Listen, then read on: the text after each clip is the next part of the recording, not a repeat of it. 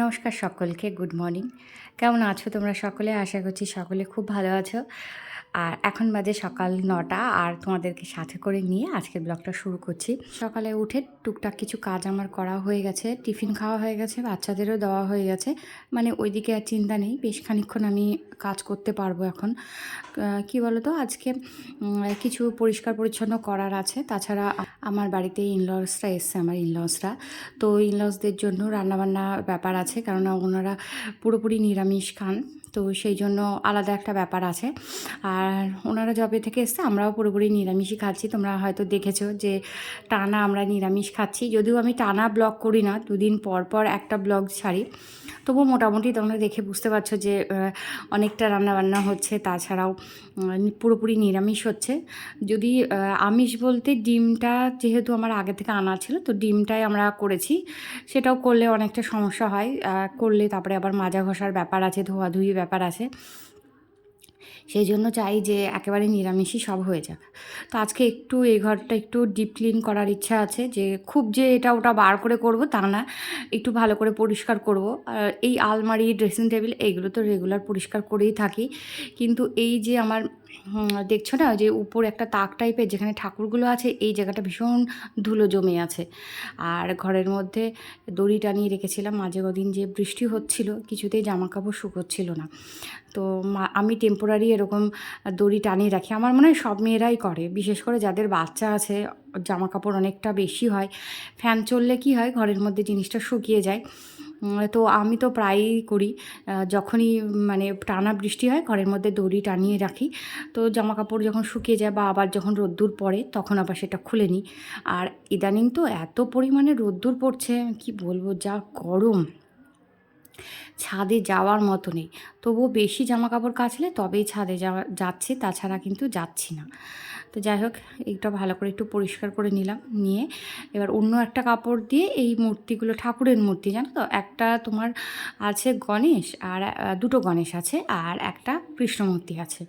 ওই বাচ্চারা শোপিস টোপিস দেয় তো আমার হাজব্যান্ডকে, তো সেইগুলো আমি দিতে নিষেধ করি। কেননা ঠাকুর দিলে কি হয়, যেখানে সেখানে রাখা যায় না, বাচ্চারা খেলতে দেবো সেটাও দেওয়া যায় না। তো তাহলেও বাচ্চারা অনেক সময় দেয়, তো স্কুল থেকে দেয়, তখন এগুলো একটু সাজিয়ে গুছিয়ে রাখি, বা কাউকে দিয়েও দিই আমি মাঝে মধ্যে। মানে কেউ যদি নিতে চায় না, তাকে আমি দিয়ে দিই যে নিয়ে যাও। বেশি জিনিসপত্র ঘরে থাকলে আমার মনে হয় সেগুলো মেনটেন করা অনেক কঠিন হয়ে যায়, আর ভীষণ নোংরাও পড়ে। আর সব সময় পরিষ্কার পরিচ্ছন্ন ঘর কী হয় বলো তো, দেখলে বেশ ভালোই লাগে। অনেকে দেখবে একটু বাতিক থাকে যে পরিষ্কার জায়গায় না হলে শোয়া যাবে না, বা টান টান জায়গায় মানে টান টান বেড কভার না হলে শোয়া যাবে না, দুদিন অন্তর অন্তর বেড কভার পাল্টাতে হবে। তো এই সব বাতিক আমার আছে, সেই জন্য পরিশ্রমও আমাকে অনেক বেশি করতে হয়। তো অনেক দিন হলো তোমার এইটা তোমার এসিটা আমি পরিষ্কার করিনি, তা সেটাও একটা প্লেন কাপড় দিয়েই আমি ফার্নিচার বলো বা তোমার এই এসি বলো, এই সবগুলো কিন্তু আমি শুকনো কাপড় দিয়ে মুছি, কোনো কিছু লাগাই না। একবার কলিং লাগিয়ে আমার টিভির স্ক্রিনের মধ্যে একটা কালো স্পট পড়ে গিয়েছিলো, তারপর থেকে আর এগুলো করি না। আর রান্না দেখো, রান্না ইতিমধ্যে আমার হয়ে গেছে। এটা হচ্ছে আলু আর পটলের তরকারি, মানে পুরোপুরি নিরামিষ। হ্যাঁ, এটা টমেটো টমেটো দিয়ে একটু মশলা টশলা দিয়ে করেছি। আর এইদিকে দেখো রুটি মেখে রেখেছি, মানে আটা মেখে রেখেছি, সরি। আর ঢ্যাঁড়স আলু ভাজা হচ্ছে। আটাটা অতটা মাখার কারণ, সকালবেলা দাঁড়াও তোমাদের বলছি, তার আগেই দেখো শুক্তো করেছি। হ্যাঁ, এখানে শুক্তো হয়ে গেছে, আমার হাজব্যান্ড খেয়েও যাবে স্কুলে। আর এখানে পেঁপে সেদ্ধ হচ্ছে, আর মানে ভাত তো হয়েই গেছে। আর হাজব্যান্ডের দেবো রুটি, একটা রুটি, আর এখানে ঢ্যাঁড়স আলু ভাজা দেবো ওর টিফিনে। আর অতটা আটা মাখলাম কেন বলো তো, আজকে আমার বোনের ছেলের জন্মদিন, তো আমরা রাত্রিবেলা বেরোবো। তো আমার ইনলসরা আছে, আমি বললাম প্রথমেই, তাদের জন্য আমি রান্নাটা করে রেখে যাব, মানে রুটি ভাজা করে রেখে যাব। আর ওরা একটুখানি দুধটা গরম করে রাত্রে ওরা খেয়ে নেবে, মানে ওদের ডিনারটা আমি করে রেখে যাচ্ছি এখনই। যদি প্রয়োজন হয় ওরা একটুখানি ভাজাটা গরম করে নেবে বা রুটিটা একটু গরম করে নেবে, এতটা তো পারবে না, তো আমি করে রেখে যাচ্ছি, তাতে ওদেরও সুবিধা আর আমারও নিশ্চিন্ত যে না, আমার সব করা আছে, কোনো সমস্যা নেই। এই জন্য এতটা আটা মাখলাম, রুটি টুটি তৈরি করব, করে গুছিয়ে রেখে ফ্রিজের মধ্যে রেখে ঠান্ডা করে তারপর যাব, তাতে আমার অনেকটা নিশ্চিন্ত থাকবো আমি যে না, সব কিছু আমার হয়ে গেছে। কি বলো তো, একা হাতে সব সব কিছু করার চেষ্টা করি অন্য পার্সনদের অতটা চাপ না দেওয়ার, সবটা নিজে হাতে করার। যখন একেবারেই পারি না তখন তো কারোর না কারোর একটু হেল্প লাগেই। চেষ্টা করি নিজের পরিশ্রম, ভালোবাসা সমস্ত সব কিছু দিয়ে সংসারটাকে আগলে রাখতে। আসলে মেয়েদের কাছে এটা একটা বড় জিনিস, মানে ভীষণ বড় পাওয়া। প্রতিটা মেয়ে চায় একটা খুব সুন্দর সংসার, আমিও ব্যতিক্রমী না।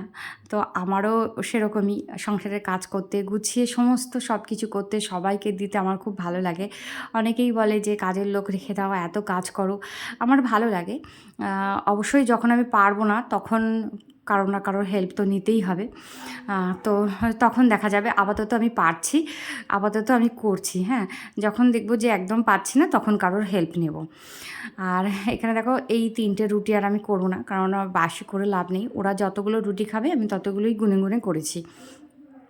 এখন এটা যাবে ফ্রিজের মধ্যে, পরে আমি এটাকে বার করে আবার রুটি করব। আর অনেকে না আমি দেখেছি আটা মেখে রাখতে, পরে সেই ফ্রিজের মধ্যে রাখবে এবং সেটা বার করে অনেকেই রুটি করে, এটাতে তাদের নাকি খুব ভালো রুটি হয়। কিন্তু আমি না কখনোই ফ্রিজের আটা দিয়ে ভালো রুটি বানাতে পারি না। আমি জানি না কেন আমি বানাতে পারি না, মানে আমার হয়ই না। তো ওটার সাথে আরও কিছু আটা মিশিয়ে আমি তখন আবার করব। ঠান্ডা ঠান্ডা আটা দিয়ে, বা আটা যদি বাইরে বারও করে রাখি ফ্রিজে, সেই আটা দিয়ে কিছুতেই আমি রুটি গোল করতে পারি না। আর কেমন মানে কেমন তেতে যায় রুটি, আমার ঠিক ভালো হয় না। তো যাই হোক, এখন আমার হাজব্যান্ড চলে গেছে, ও যাওয়ার পর আমি এইগুলো সমস্ত সব গুছিয়ে রেখে যাচ্ছি। দুপুরবেলায় না হাতে হাতে করার চেষ্টা করি। সব দিন যে পারি সেটা আমি বলবো না, একদমই না। সব দিন গুছিয়ে করা সম্ভব হয় না, বাচ্চা নিয়ে বা অন্য কোনো কাজ পড়ে যায় তখন এগুলো আবার ফেলে রাখতে হয়। তবে এখন যখন হাতে সময় আছে, বা যেদিন আমার হাতে সত্যিই সময় থাকে, আলসেমি করার একদমই চেষ্টা করি না, কারণ আলসেমি করলে পরে আমাকেই পস্তাতে হবে, তোমার বাসনের পাহাড় নিয়ে বসতে হবে। তো হাতে হাতে একটু করে দিলাম। আর হালকা গরম আছে, জানো তো, হালকা গরম থাকলে যে কোনো বাসন দেখবে খুব ভালো পরিষ্কার হয়। আমি না একটা টিপস শেয়ার করেছিলাম যে গৃহিণীদের জন্য, তাতে আমি বলেছিলাম যে যদি কোনো কড়াই একটু পুড়ে যায় বা একটু তেলের দাগ বেশি হয়ে যায়, সেই কড়াইটা তোমরা যদি হালকাভাবে একটু গরম করে নিতে পারো, নিয়ে যদি একটু তার জ্বালিয়ে দিয়ে একটু ডলে নিতে পারো, খুব ভালো পরিষ্কার হয়। জানো তো, আমার হাতে একটু সমস্যা আছে। তো আমি যে খুব জোর দিয়ে কড়াই মাজতে পারি তা কিন্তু না। হ্যাঁ, মানে অন্যদের দেখেছি কড়াই খুব চকচক করে, আমার কিন্তু অতটা হয় না, কারণ আমার হাতের জোর অতটা নেই। আমি চাইলেও আমি হাতে অতটা জোর দিতে পারবো না। তো সেই জন্য আমি চেষ্টা করি সাথে সাথে পরিষ্কার করে রাখা। আর বাই চান্স যদি না হয় তাহলে কড়াইটা একটু গরম করে নেবে, নিয়ে সেটাকে মানে হাত সয় আর কি, সেরকম গরম করে নিয়ে সেটা দিয়ে মাজবে, সেই কড়াটা মাজবে, দেখবে কত ভালো পরিষ্কার হবে।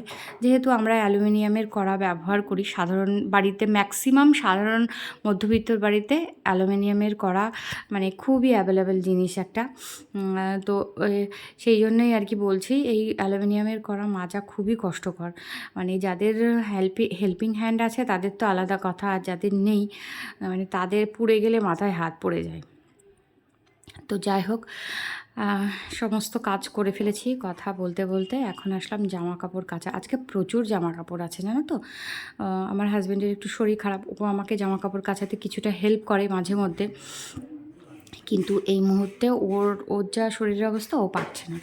তো অনেকগুলো জামা কাপড় আমি একসাথেই কেচে নিয়েছি। ছেলে মেয়েদের স্কুল ড্রেস, ওদের পরনের ড্রেস, বাচ্চা ছোট থাকলে বাচ্চাদের ড্রেস, মানে প্রতিদিন কিন্তু জামা কাপড় কাচতেই হয়। যাদের ছোট বাচ্চা তারা নিশ্চয়ই জানবে, আর যাদের বড় হয়ে গেছে তারাও জানবে, কারণ তারাও তো এককালে করে এসছে। বাচ্চারা যেহেতু খুব নোংরা করে, তো ওর পরনের জামা কাপড় আমি রোজই কেচে দিই, মানে এটা আমার রোজের রুটিনের মধ্যে পড়ে। সেভাবে না কাচলেও একটু সার্ফের জলে একটু চটকে চটকে ধুয়ে দিতেই হয় আর কি। আর আচ্ছা, আমার মডিউলার কিচেনের যে ভিডিওটা আমি বানিয়েছিলাম, ওই ভিডিওটাতে আমাকে অনেকে কমেন্ট করছে, দিদিভাই মিস্ত্রির নাম্বারটা দাও। আমি না চেষ্টা করছি দেওয়ার, যদি দিই আমি ডিসক্রিপশান বক্সে দিয়ে দেবো, কারণ যে ভদ্রলোকের নাম্বার, তার কাছ থেকে পারমিশন না নিয়ে আমি এই কাজটা কিছুতেই করতে পারবো না। হ্যাঁ, মানে অনেকে তো হয়তো কাজের জন্য ফোন করবে, আবার অনেকেই আছে যে ভীষণভাবে উৎপাত করবে, এরকম মানুষও কিন্তু অনেকে আছে। তো প্লিজ তোমরা একটু বোঝো, হ্যাঁ? আমি তার সাথে একটু যোগাযোগ করে নিই, তার সাথে আমি যোগাযোগ করতে পারছি না। আর বিশেষ করে আমার হাসব্যান্ডের শরীরটা খারাপ হয়ে যাওয়াতে আমার একটুখানি অসুবিধা হয়ে যাচ্ছে। তো এই ব্যাপারে আমার হাসব্যান্ডের সাথে আমি একটু কথা বলেছি। তো দেখা যাক, যদি পারি আমি অবশ্যই ডেসক্রিপশন বক্সে দিয়ে দেবো। আমিও চাই তোমরা নিজেদের স্বপ্নটাকে পূরণ করো। সত্যি ১-১.৫ লাখ টাকা, ২ লাখ টাকা দিয়ে কিচেন করা সত্যিই সম্ভব হয় না। এটা আমি মানছি, কারণ আমি নিজে এরকম পার্সন যে অনেক বেশি দাম দিয়ে আমি এসব করতে পারবো না। তো যাই হোক, কাজকর্ম শেষ, দেখো সন্ধ্যাবেলা বোনের বাড়ি চলে এসেছি।